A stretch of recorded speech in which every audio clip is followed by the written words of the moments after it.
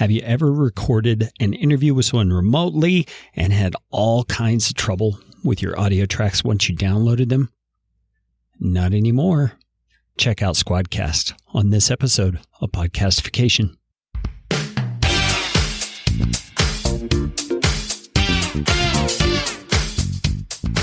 My name is Kerry Green, and I am the Client Happiness Guy at PodcastFastTrack.com, and this is Podcastification. Podcastification is all about you, teaching you how to podcast, how to put into practice the best practices that I and my team have learned in working with hundreds of clients.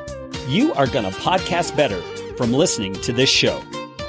If you like what you hear on Podcastification, please just hit the pause button, swipe to the sharing function on your app, and share this episode with somebody you know will benefit.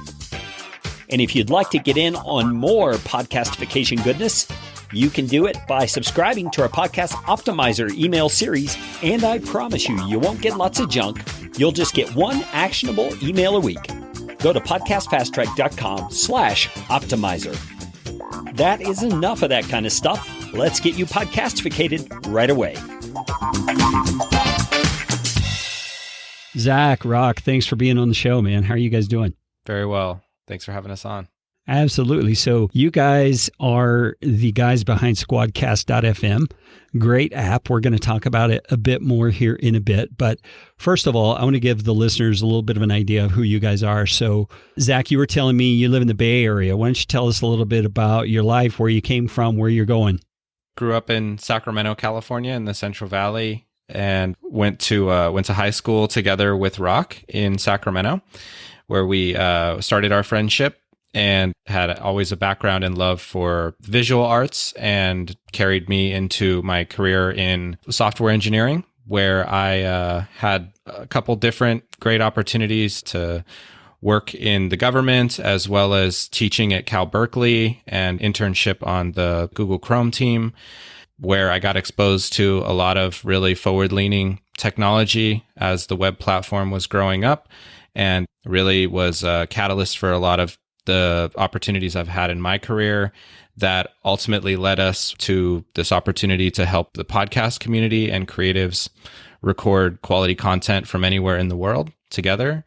Been at that for the last 4 years with a great team, empowering me and the podcast community to create really high quality content. Yeah, that's super cool. Now, I imagine your experience at Google working on Chrome helped you understand some of the tech behind Squadcast, because I know it records somewhat in the browser and that sort of thing. Why don't you just give me a big overview of what you learned there that you brought into Squadcast? So yes, time on the Chrome team with some of the emerging standards, and also work in collaborative software design and experience all are coming to life here, as well as kind of less on the surface and less sexy, but a lot of the experience is empowered by very forward-leaning cloud technologies that power our experience and quality recording that we deliver to our customers. So all of those things wrap up and are utilized in how we build software, how we empower this form of creativity and collaboration, and how we do that reliably and at a global scale of over 120 countries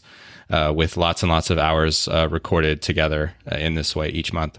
Now, Rock, you hail from Sacramento as well, I take it, from what Zach shared. Why don't you give us a little bit of filling in the blanks there, what Zach didn't share? That's right. So I wasn't born in Sacramento, but it's certainly what I call home. And, a lot of my best memories and some of my best friends are from there. That's where Zach and I got to know each other. I first met him when he was 13. I think I'm like 3 years older than him. So it's pretty cool to, not only know somebody that long, but to be able to be working with them and actually it's going good. So that's awesome. When they say don't work with your friends, I think it's actually, if you can make it work, it's a true advantage, because we just automatically operating from trust, respect. But to pull back a bit on my story, I'm much different than Zach when it comes to my experience and background. I went to school for finance and accounting. I got a job shortly after college at an accounting firm as a financial statement auditor. And it was a really good job for someone to first get introduced to business, because I got exposed to private and public companies in all sorts of industries, varying from technology to manufacturing to agriculture to healthcare. I mean, the list goes on, but it was really good exposure for me so early in my career to interact with founders and executives and different business leaders that were external to our firm, but then also get to really get exposed to a lot of like responsibilities very early in my career too, because at a public accounting firm, you're expected to learn a lot of things really quickly, and it's constantly always changing. So I think in a lot of ways, it really helped prepare me to be a founder where, I might not have all the resources available, but you just kind of figure it out. And that's one of the things that I really do enjoy about this job as a founder, as an entrepreneur. And although the accounting firm, I really value that experience and have a lot to be grateful for that I took that opportunity. It helped me realize that I can probably do this too, because I got to see the founders and executives and just feel, well, why can't I do that? So I was going through my own personal journey of, I want to do something more independent, something more entrepreneurial. And little did I know, Zach was kind of going through his own journey. So when he approached me about the idea that became Squadcast and asked me to be his co-founder, it was really special for me because I had kind of been looking for that, but just didn't know how I was going to make it happen, because I never saw myself as somebody that was super creative or capable of doing the software side of things. But certainly when it was a software product, I was extremely excited about that. And the fact that it was serving podcast creators, which was a medium and a space that I was already a huge fan of as a listener. And I really just didn't understand why more people weren't exposed to podcasts, weren't even aware of podcasts. They didn't even know that there was this app on their phone with access to all these great shows. So to hear about a project and an idea that would really empower more folks to do that was really exciting. And it was more so just about I would love to go on this journey with you, but let's do some research, do our homework and see is this a real need and what are our opportunities here? And, that was 2016 and we're still going strong. So it's working out so far. And that leads me to the next thing that just came to my mind as you were talking. I started my company back in the tail end of 2013. And so I started serving clients with podcast production and things like that. And the distance recording issue was the issue on my radar back then. I mean, the only option that really existed was Skype with a bunch of plugins of different sorts to try and capture the audio. Some of them worked fairly well. Some of them were awful. I knew that the people who solved this dilemma would be on the way up in the podcastosphere. So I want to hear a little bit about when you start doing that research and trying to determine, is this really a need? What was it you saw at the time that made you say, yeah, we're going to pull the trigger on this? Well, we started by assuming that it was already a solved problem and figured that the state of the art was already well enough established to empower this kind of recording without sacrificing quality. We started from that assumption and we just kept searching and researching and kept kind of down that path until we found that kind of the bottom of the rabbit hole was that was the state of the art and nobody was really happy with it. It was just kind of the accepted option because let's be realistic, even long distance phone calls were kind of a feat before Skype was invented. Yeah. So respect that huge step forward in technology development that Skype brought to life is kind of free long distance conversations. And it just so happened that you could kind of duct tape on a recording application to capture that audio conversation. But it wasn't high quality at all. It was good for a point in time, but it sacrificed a lot when it came to the desires of professional content creators with professional podcasts and higher profile guests wanting to sound good to preserve their credibility. Let's pause there for a second, Zach. I want to make sure listeners are following with us here. I mean, when you talk to someone on Skype, it's okay because you're typically not paying attention to the quality of the audio. You're looking at the person on the video and you're kind of distracted. But when you're trying to capture audio for someone to listen to after the fact without the benefit of video, right, that's where the audio really becomes an issue. And it is an issue because you're actually recording what's happening across the internet between those two people. The quality is being degraded in favor of keeping you connected, which is what we care about when we're having a conversation. But when you're creating content, you care much more about the quality, especially when it comes to audio, because our ears are so sensitive to long form conversations. You're absolutely right. The quality of that style of recording is degraded because the audio is first traveling over the web before it's actually being recorded. So you end up with a conversation where the host, you, Carrie, sound great because you're recorded before going over the web, but the guest's audio traveled over the web and then was recorded. So what we do is we flip that around. And we didn't start off with that assumption to kind of stay on the timeline here. We're assuming it was a solved problem, and through our research found that it wasn't, and that nobody was really happy with the state of the art. And then we really took a step back and said, okay, what's possible on the modern web platform? What's possible with the cloud? How can we bring these new capabilities and technologies to this very old problem? That's really where we built from those first principles of quality, and then reliability being the big opportunity that we spotted with some of the other approaches that some of the other options that preceded Squadcast had kind of addressed the quality concern, but the reliability concern was a big opportunity for innovation and improvement. And I would say it's really the focus on those two elements that really are the value that Squadcast adds is yes, capturing the very high quality audio that's recorded at the source before it travels over the network, but then also always reliably delivering those files when you're finished recording with your guest, no matter the circumstance.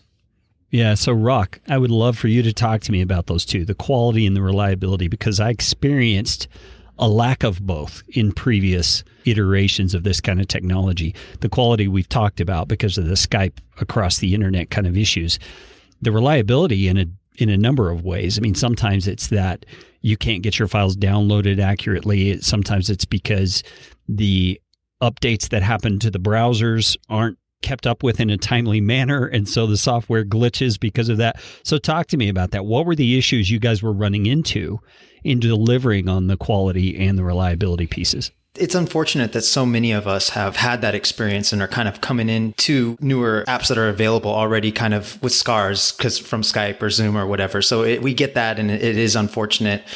You know, one of the greatest things about podcasting is like it's a very personal experience, not just for the listener, but for the podcast producer as well. So you really have the choice to do whatever you want with your show. But we believe that quality is one of the few things that you can actually control to separate yourself from the rest of your category.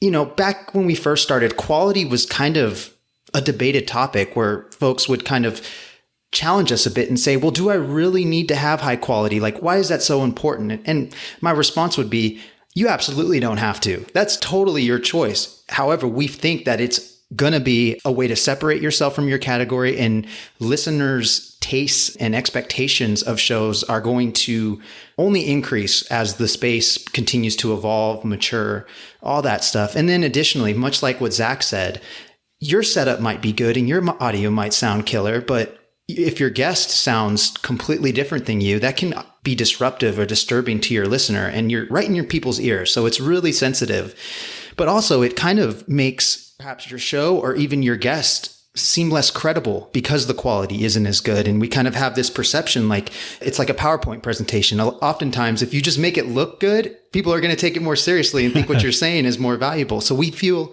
audio quality is the same way. But the addition to that is the reliability. So what good is the quality if you're not reliably able to get those recordings? And we think that's what the more direct competition is missing. They seem to do okay at getting high quality. It's just reliably getting it. There's still a lot of uncertainty and anxiety that, will I get these recordings? I hope my guest is sounding good, kind of thing. And we just wanted to eliminate that completely so that when you are in the cloud studio in Squadcast, that you're not thinking about, will the tech work?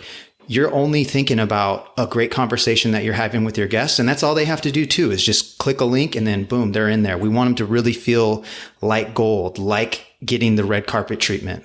Well, I totally agree. Those are the two primary concerns that I had. So get as technical as you want to get here. I'm sure I have some techies who listen to the show who would love to hear it.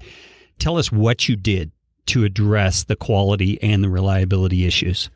What we did is we developed new technology that didn't exist. and still doesn't exist outside of Squadcast. And those are now have both been submitted as patent applications. So we're pending on two facets of our technology that are the core differences that we've been able to create. That really comes to life in how we capture and how we record and simultaneously upload the audio to the cloud in the background while it's being recorded. The conventional upload that we're used to is when you are finished recording, you click stop, and then this big upload happens. And if something happens before you click stop or before that file finished uploading, it's gone. It may be cached somewhere on the person's local computer, but then you're reliant on hardware and devices that are outside of your control. So what happens if somebody's on a low-end Chromebook or even a high-end cell phone? Those systems don't have resources to reliably hold on to that audio, even temporarily. We started there. We did a traditional upload, and I think first one took a long time. Second one took about 15 minutes. We got it down to about 2 minutes. But then it really turned into, well, what if somebody disconnects in the middle of a conversation, mid-recording, mid-sentence? This is the real world. Networks get disconnected, wires get unplugged. So how are we succeeding even in those circumstances, even in the worst case scenario? And that's really what pushed us to develop this progressive upload capability and technology. And this is how we record our primaries. We capture them locally at the source for each person who's connected to the conversation. But then in the background, while you're still talking, we're pushing those up to the cloud in the background. So that way, if at any point your power goes out or your mic gets unplugged or your network goes down, all good. Just reconnect, and the audio was already uploaded in the background, and it's in that same source quality without making any sacrifices. So that is kind of the first level of redundancy that we have in place, is that very high reliable progressive upload for the primary recordings. And then in addition to that, we provide an automatic backup recording for each individual person. And that contains the full conversation from the first person joining to the last person leaving. We have the audio available from the conversation, which is recorded cloud side, not locally. So we have two independent signals chains essentially for the audio engineers out there.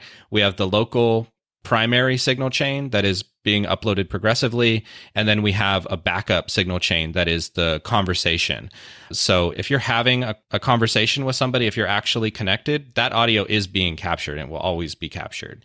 Between those two things, we don't lose people's audio. It's essentially 100% reliable for about 2 years now since we first rolled out the combination of primary progressive uploads and cloud automatic backups. Between those two layers of redundancy, it's impossible to lose audio recordings and soon video recordings on the Squadcast studio. If I can add one more piece, that's the first patent, is the progressive upload capability. The second is this problem that shouldn't really exist in the first place, this problem of audio drift or time syncing issues between Zach's audio file, Rock's audio file, and Carrie's audio file. If we're recording those in so-called ISO tracks separate from one another, which is how we're recording on Squadcast, you capture that high quality and you get flexibility in post-production to work with people individually, but you shouldn't have to fix timing issues between the three of them. That's something that was a unique solution that we were able to innovate and create as well, is to make sure that the audio that you're capturing on the Squadcast platform with these remote conversations, you don't have to waste any time in post-production realigning and fixing timing issues that shouldn't be there in the first place. So that's our audio drift normalization technology that we've been able to develop, and that is, again, a unique solution here on Squadcast. I love it. I've noticed with Squadcast that both of those things are markedly different from other platforms that I've used. I'm very, very thankful for that. We will get back to my conversation with Rock and Zach in just a moment, but I just have to say I am excited about Squadcast. It is one of those apps that I knew a long time ago needed to be created, and I'm so thankful these two guys have done it. In the next section of this episode, you're going to hear what my experience was like As I went into Squadcast for the first time, I connected with these two guys. I'm going to describe it in detail so you know exactly what the app is like. I'm also going to be creating some YouTube videos showing demonstrations of how Squadcast works, how to use it, make all of that just as simple as can be. But I'm doing it all because I believe in this app so much. I'm supporting them by becoming an affiliate. What that means is I'm promoting their app for them because I believe in it so much. And I don't take this kind of stuff lightly. I only support things that I believe are truly going to be helpful to you. So if you're interested in trying out Squadcast for that 7-day free trial that they offer, you can do so by going to squadcast.fm, or if you look in the description of this episode, I'm including my affiliate link. You click through, you get the 7-day trial. If you decide to sign up for Squadcast from there, I get a little bit of a referral bonus. You pay the same low price, and you're going to get the best distance recordings of your life.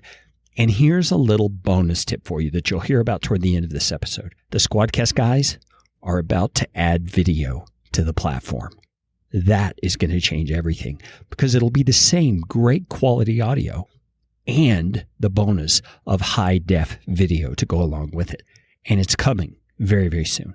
Stick around, listen to the rest of the episode, and check out Squadcast. All right, we're back with Rock and with Zach from Squadcast, and we've been talking about the tech that's behind the scenes and what makes it so reliable and such high quality. Now I want to talk a little bit about the platform itself. What I want to do is kind of describe to you as a listener what it is I saw as I came into Squadcast so you can get a feel for what it is. And then I also want to talk about some of what's going on here and have the guys pitch in their 2 cents and tell us what's really happening behind my observation. Now, first thing is when I logged into Squadcast, it was very simple. Just log in, click a button, and it takes me into a session where it's called the green room. So that's taken from acting. You know, it's the room that the actors wait in before they go on. And the same thing with audio. It's where you're sitting waiting before you actually start recording. And my assumption, guys, is that all the guests come into that green room before you hit the record button. Everybody has an opportunity to select their microphone, select their headphones, select different settings, which we'll walk through here in a moment, to make sure you get the very best quality. Now, when I came in, first thing I saw in Squadcast was a video of myself. So my camera was picking me up on my computer. And then I had all these selectors ready to go. I could choose the camera. I could choose the microphone. I could choose... What's the thing you coached me on there, Zach, about the... echo cancellation. Yeah, echo cancellation. We'll talk about that in a moment. There's a lot of different features in there. So let's talk about that green room for a second. Camera. That implies we're recording video, but that's not the case, at least at this point, correct? Someone talk to me about that. Yeah, that's correct for the now. It's more so because body language and eye contact and nonverbal communication is such a big part of what keep conversations flowing naturally. I think, Rock, you brought it up first, is it was not part of our initial early designs to have video for the conversations, but it became a necessity when we realized how weird it was to talk to just a web page with audio only. So we've always had video for the conversation to empower the flow. And with the green room, camera's optional. So you don't have to have a camera if you're on a desktop or something like that, or if you want to preserve that level of your privacy. Totally fine. It's actually a permission that we ask for, that the browser asks for, to access the camera, the microphone, and location. So camera and location are totally optional. And microphone's the only requirement because you're here to capture quality audio. We also choose sensible defaults. So that way, when your guest is coming in, they don't have to change any of these settings. They're all defaulted to whatever the selected device is on their operating system, which we kind of pick up from. So you're saying that Squadcast automatically detects what devices they have plugged in terms of microphones, right, and selects the one that it seems to be the default. Yes, the browser's aware of what the default is, and we inherit from that. And then we give the option to change those if you like. And then also you see basically like a mirror. If you were in a green room or backstage, it's exactly that same analogy that you mentioned, Carrie, where you can do a quick hair check, make sure your camera's the right angle, or just turn it off if you don't want it on. You're at least very much aware that you have the option for camera. And then also we have a VU meter. So you can see that, yes, your microphone is indeed picking up your vocals and that it's the correct microphone, because some of us professional podcasters and audiophiles will have sometimes multiple microphones. So we keep it very simple with sensible defaults for anybody just showing up who wants to connect and record without having to dig into any settings. But we surface those and make them very accessible. So professional podcasters can select their Rodecaster Pro with their awesome microphone and navigate that very quickly without having to dig into 2 or 3 levels of menus to find where is it that I turn echo cancellation on or off, something like that. So it's that balance between being able to just walk right in and being able to have the full control of your audio settings. Yeah, and I love that. I love it from a host perspective as well, that it's simple enough. I can walk a guest through what they need to do to get the best audio, even if they're not very techy. So that's helpful. Rock, talk to me about the echo cancellation. That sounds like a good thing, but there are circumstances where it's not such a good thing. So tell us what that is and what it does. We want to empower everybody's workflow, but we certainly try to encourage and give tips and best practices on how to get the best quality audio possible. So echo cancellation is something that we encountered. It's really that a setting in the browser where if the echo cancellation button is turned on, you can use Squadcast without headphones. And that's for people that maybe they want to record directly into the computer. And that's not going to get you the most reliably high quality audio, but it's certainly an option. And if that's the only way you're going to have that interview with that person, we want to empower that, because we understand that sometimes just getting the content is more important than having, the highest standards possible.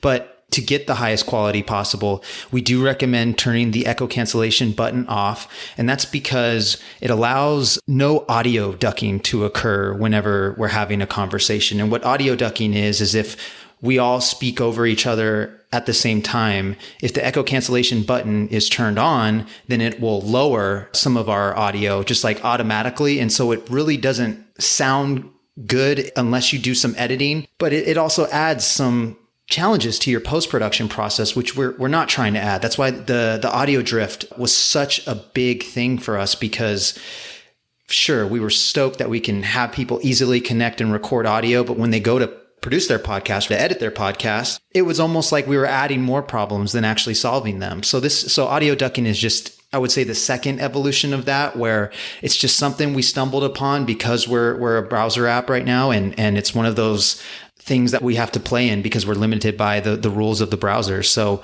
I don't know if I did it justice, Zach, but there's probably some things I missed that I'm sure you'd be happy to add. No, I think you did a great job. What I'll add is that it's really the choice to record with or without headphones.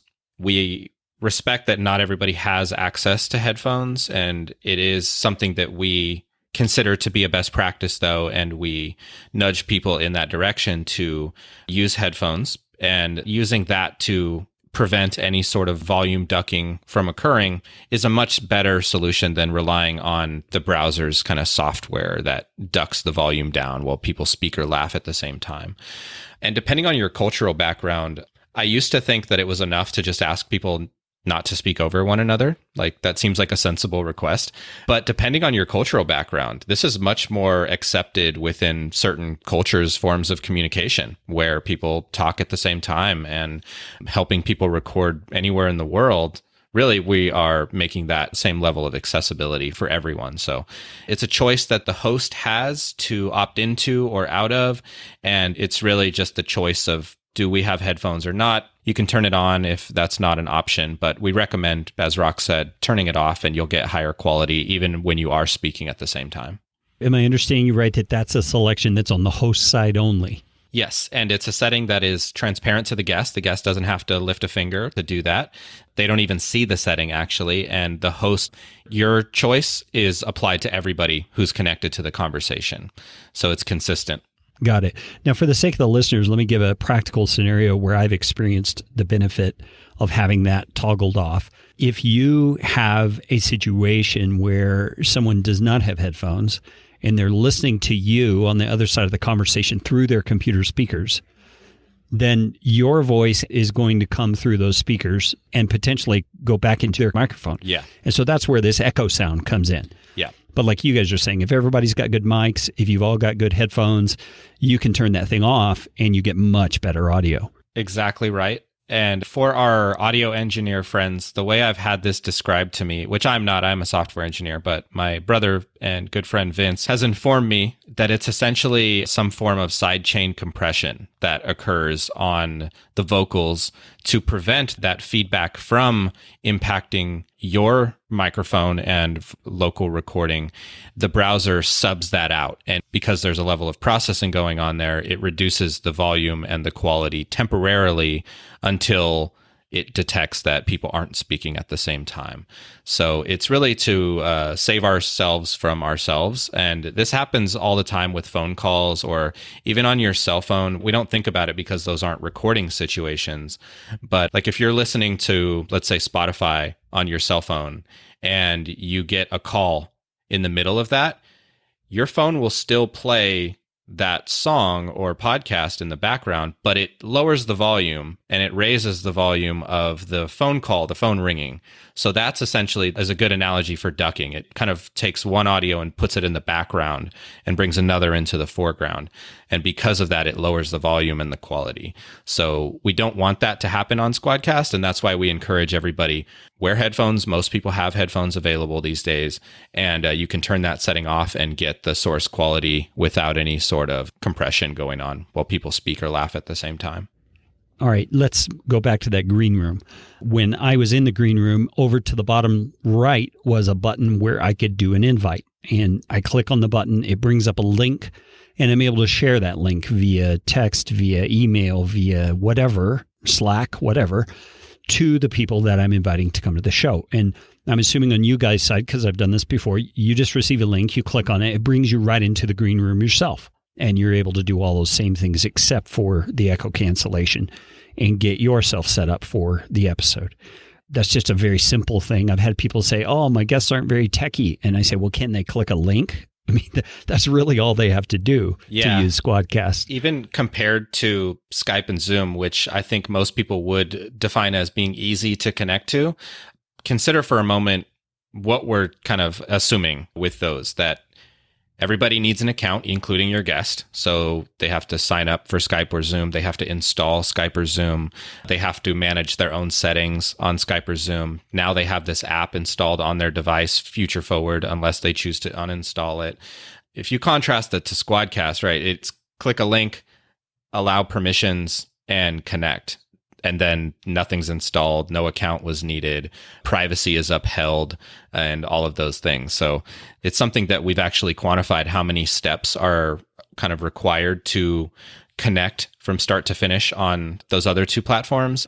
It's about 30 steps. And on Squadcast, it's over 10, depending on from start to finish, like inviting and connecting and all that for everybody. It's about a third of the steps needed.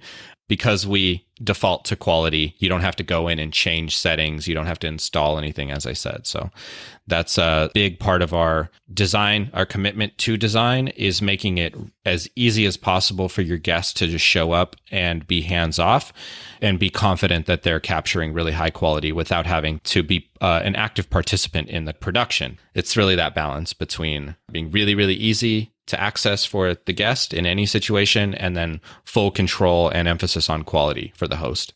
And then in that green room as well, once Zach comes on, once Rock comes on, I see that they're there. We chat a bit. We kind of set the stage for the conversation.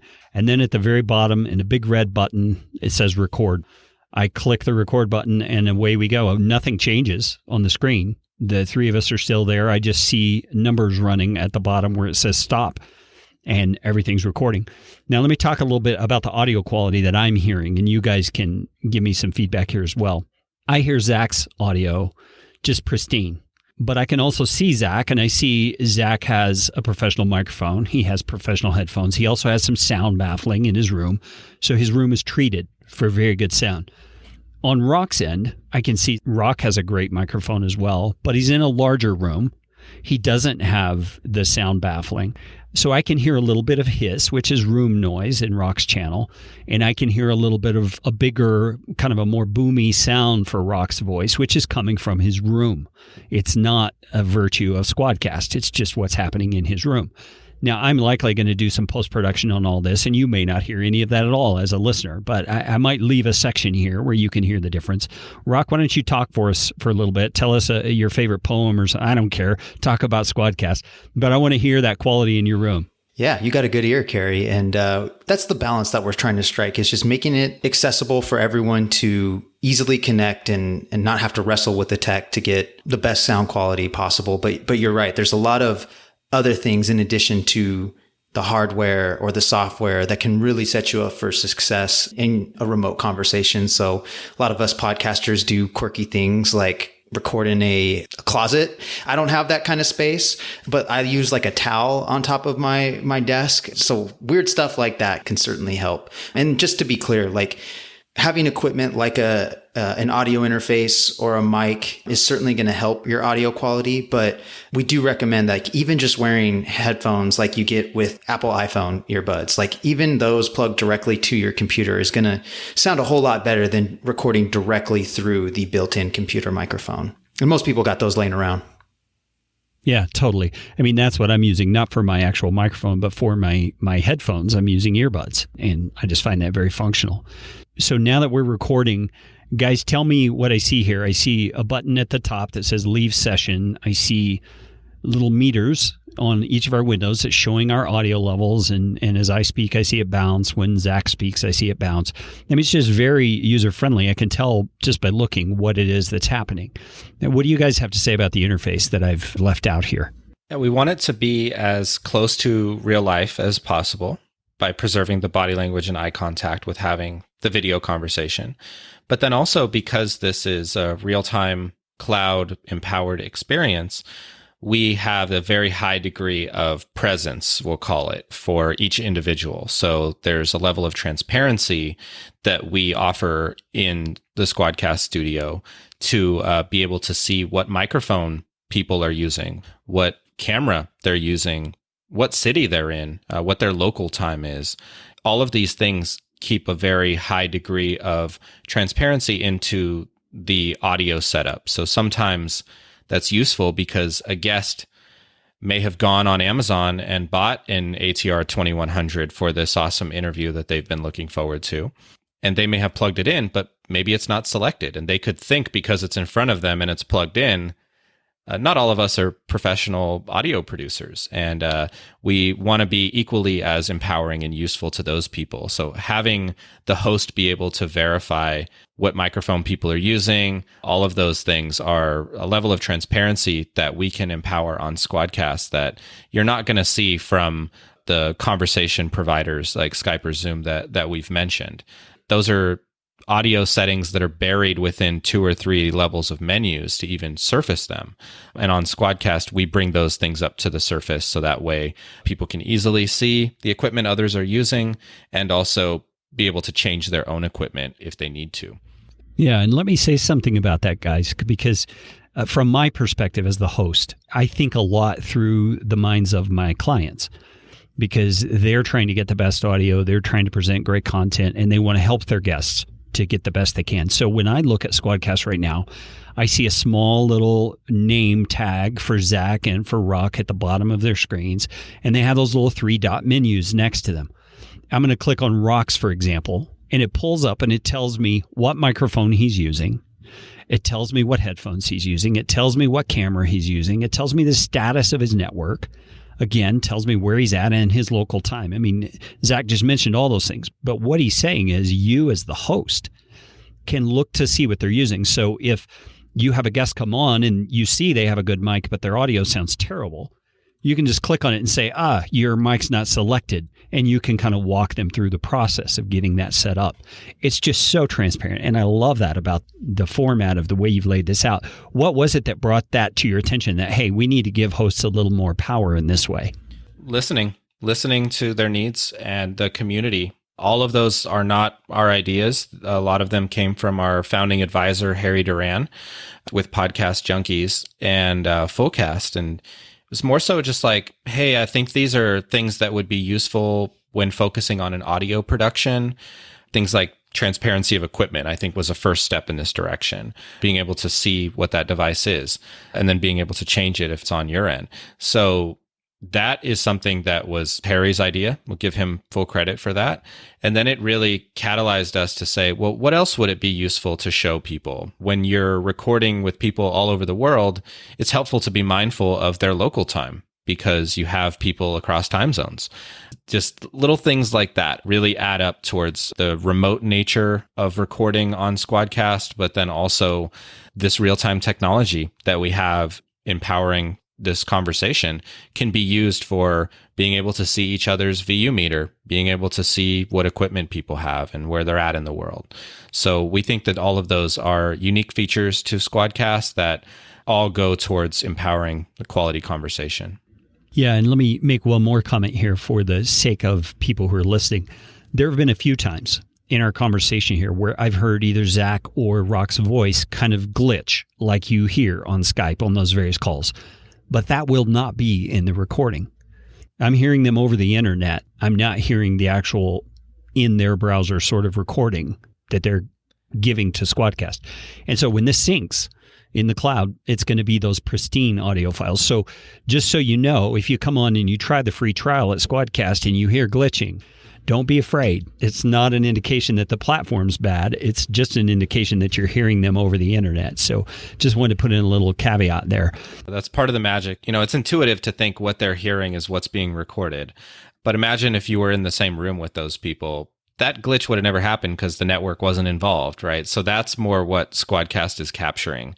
Yeah, when you download those files and listen back to it, you may have written down a time code where it's like, oh, I'm going to have to fix this. And then you go back and listen to it and it's just not there. It's just like kind of magical. So thank you for sharing that. Well, let's talk about pricing. You guys have a free trial and then you have various tiers of pricing. So Rock, why don't you give us the lowdown on the pricing on this? We're big students of the startup entrepreneur game, specifically SaaS or software as a service, which is what our business model is. And so just really learning from everybody in the space when it comes to pricing and just how to run and manage a software business. And so we've always wanted Squadcast to be a premium product and attract people that are coming to podcasting with a professional mindset. Now, they're maybe not like you, Carrie. You are a professional podcaster. A lot of our customers, they may be professionals in other ways, but they're coming to podcasting with a professional mindset. They take it very seriously. They understand that quality and credibility are correlated, and therefore they're a little bit more willing to pay for those tools. They're not looking for something for free. They care so much about that quality. So we've always viewed ourselves as an option for those type of people. And therefore we have priced it as a premium price product because that is not something we're competing on. And we think competition is good, but that's just not how we're going to compete with them. And we're confident that even though it is a little bit more expensive than the options out there, that after you hang out with us for a little bit, you'll see what the difference is. You'll see that you not only have a great product, but a great team behind it that really cares about your podcast being successful, your guest having a great experience. And that's really all these features and all the stuff that we're talking about here. I think that's what's behind that, is that we just care so much and we just love podcasters so much. And we are podcasters ourselves now. So we're dog fooding this thing ourselves. We're using it all the time. And so therefore we wanted to take keys from what are the best practices in pricing, which is to base your pricing around what your customers are coming to your product to get value from. And we felt that the true value of Squadcast is that recording time. So it's really all based around, as soon as you press that record button, that's how you're charged. And it is a monthly subscription plan. If you pay the year up front, you get a discount on a few years. And we have pricing options to really fit all levels of podcasting, whether you're just starting off and trying to figure this thing out, or you are a professional putting out a weekly show, or if you have multiple shows, we're here to help too. And, we're really grateful to be helping podcasters who are just starting their journey all the way up to people working at companies like ESPN, Marvel, stuff like that. Like Kara Swisher has been using Squadcast recently, which is incredible because she's like this huge tech journalist. And she looks like she's having fun. And that's the big thing that we want people to have. I think that's been forgotten in this whole thing, is that You can do it on Skype and Zoom and other options. Not to bag on Skype and Zoom. They're just not made for this thing. But it's just nobody was having fun. And that's what I think was the biggest bummer of all of this when we tried it. It's like, man, this is not even fun. It doesn't even sound good, but it's also not fun. So we're trying to deliver both. And I think being able to see your guest and connect with them and build that relationship and rapport is all part of that. And our pricing allows us to continue to deliver those benefits. And another thing is like Zach said, we listen to our customers and we engage with them very intimately. And so we continue to just add value in other ways, such as video recording. That's a big thing that everyone wants. And because we're already set up for that, we're going to give it to them. Yeah, well, let's talk about that in just a moment. So your pricing tiers starts out with a free trial. That's for how long? 7 days. We found that that's a good enough time to kick the tires and really test the product out, get comfortable so that when you do have that real interview that you're confident and really excited and just ready to go. And so then your first tier, when someone decides, yeah, I'm going to pull the trigger and buy this, it's how much a month? Yeah, so that's $10 that we felt like that was a pretty inclusive price for most folks that are starting off their podcasting journey. You do get 2 recording hours. So it's for someone that maybe has a show once or twice a month, or maybe doesn't have a need to record remotely all the time.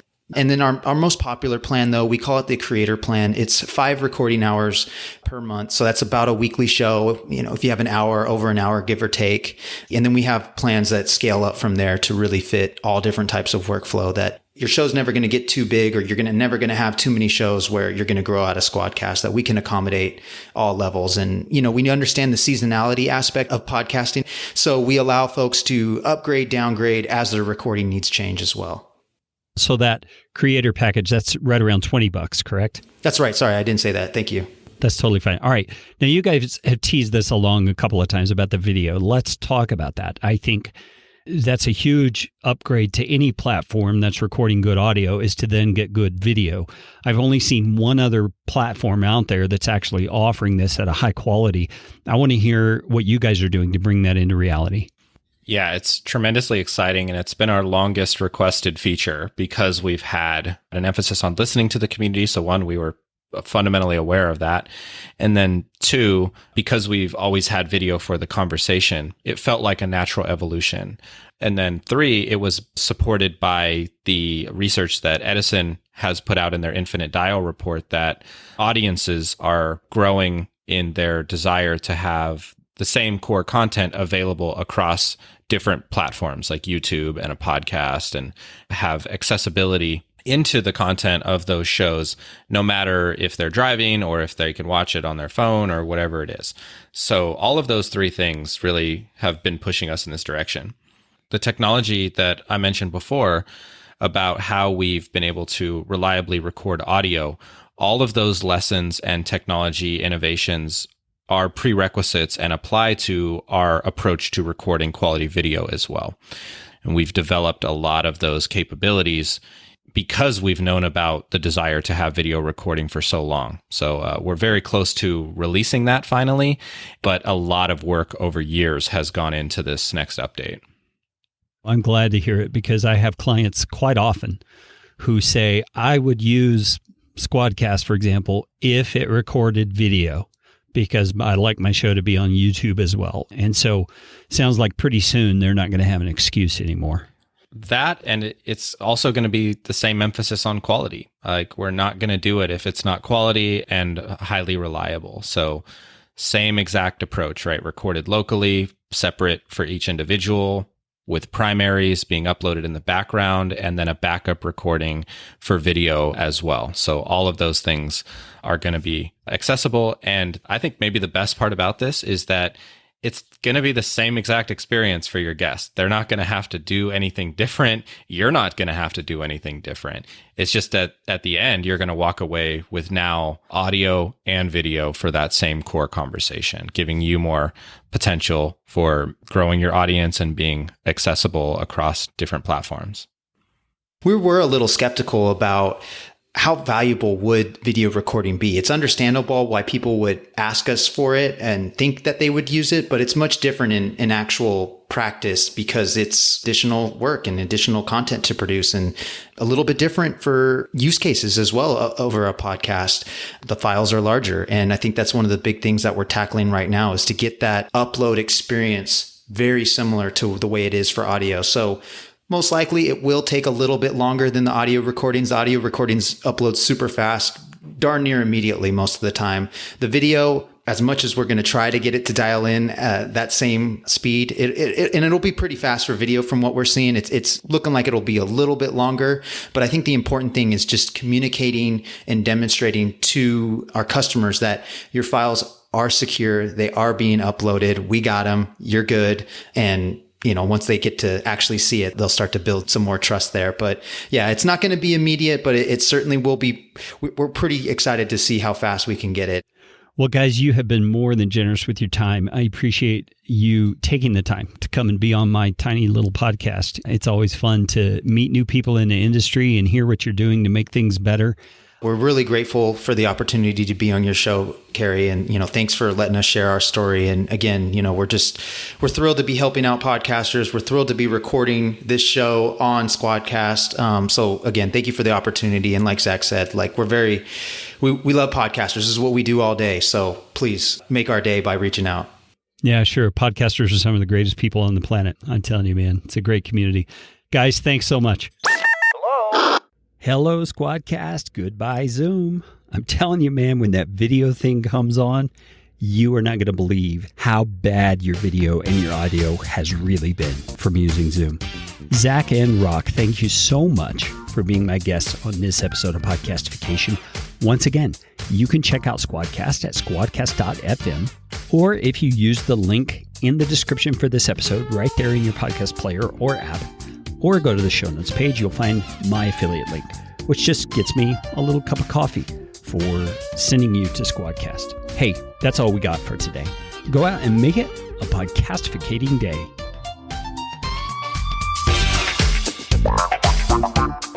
This show is brought to you by Podcast Fast Track, where my team provides professional podcasting services without the time suck.